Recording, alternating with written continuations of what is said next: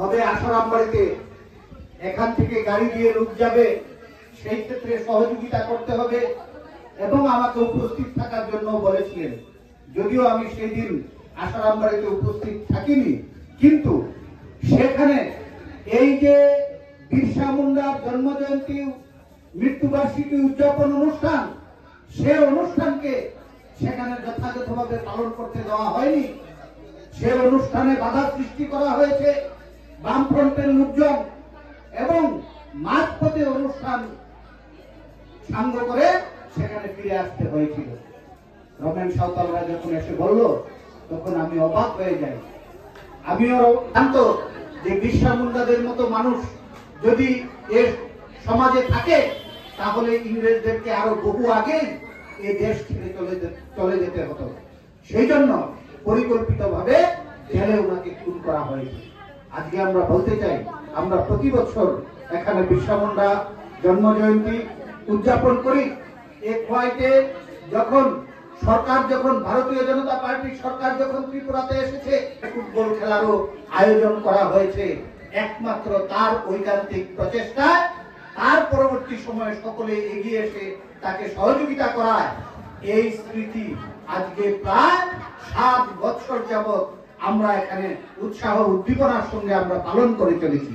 আমরা বিশ্বাস করি, যেভাবে এখানে আমাদের ভারতের স্বাধীনতা সংগ্রামী মহর্ষি বিরসা মুন্ডার জন্ম জয়ন্তী এবং মৃত্যুবার্ষিকী আমরা উদযাপন করে চলেছি, এই অঞ্চলের যে মানুষ রয়েছে, শুধুমাত্র আমাদের পশ্চিমা আদিবাসী সমাজ নয়, সর্বস্তরের মানুষ যারা রয়েছে, তারা এই ধারাকে আগামী দিনে অবশ্যই অব্যাহত রাখবে। অনুষ্ঠানকে কখনোই বিঘ্নিত হতে দেবে না, এটা আমার বিশ্বাস।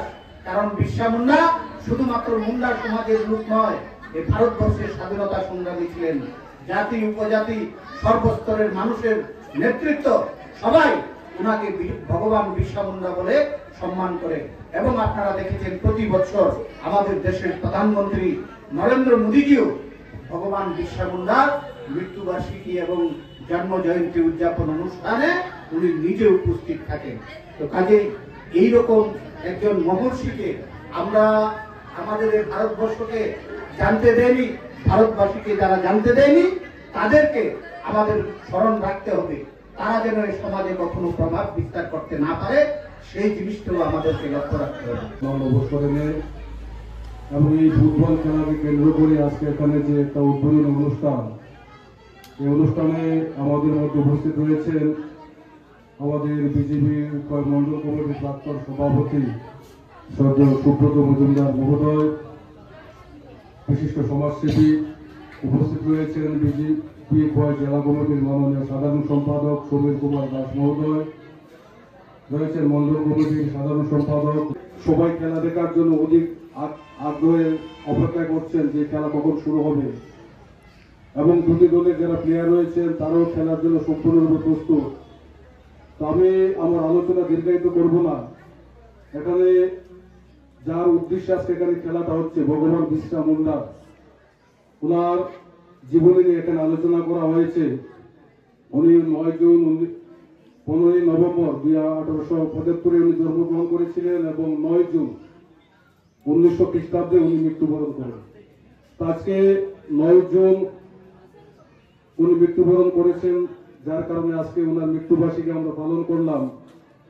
উনি প্রথমেই ব্রিটিশের বিরুদ্ধে উনি মুন্ডা বিদ্রোহ ঘোষণা করেছিলেন বিহার এবং বঙ্গ সীমান্ত দিয়ে ব্রিটিশের বিরুদ্ধে, এবং ওনার ব্রিটিশের বিরুদ্ধে যুদ্ধ ঘোষণা করতে গিয়ে উনি যে অবদান রেখেছেন এবং ওনাকে পরিকল্পনা মাফিক জেলের ভিতরে বন্দী করে যেভাবে হত্যা করেছে, আজকে ভারতীয় জনতা পার্টির সরকার ক্ষমতা আসার পর যারা পশ্চিমা সম্প্রদায়ের মানুষ এবং আমরা যারা বাঙালি বা জনজাতি অংশের মানুষ, আমরা কিন্তু ওনার জীবন কাহিনী সম্পর্কে জানতে পেরেছি।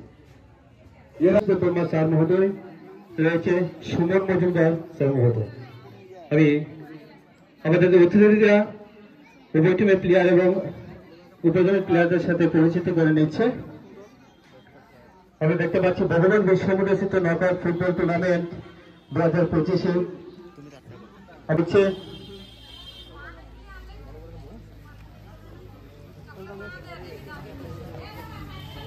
আমাদের অতিথিরা প্রথমে প্লেয়ারদের সাথে পরিচিতি করে নিচ্ছে আমরা দেখতে পাচ্ছি। এবার আমরা 2025 প্রত্যেকে সবাইকে বলবো হাততালি দিয়ে উৎসাহিত করার জন্য। আমরা 2025-এর উদ্বোধনী ম্যাচ শুরু হতে যাচ্ছে। অত্যন্ত আনন্দের বিষয় ভগবান বিশ্বমুন্ডা চিত্র নগর ফুটবল টুর্নামেন্টে 2025 উদ্বোধনী ম্যাচ শুরু হতে যাচ্ছে।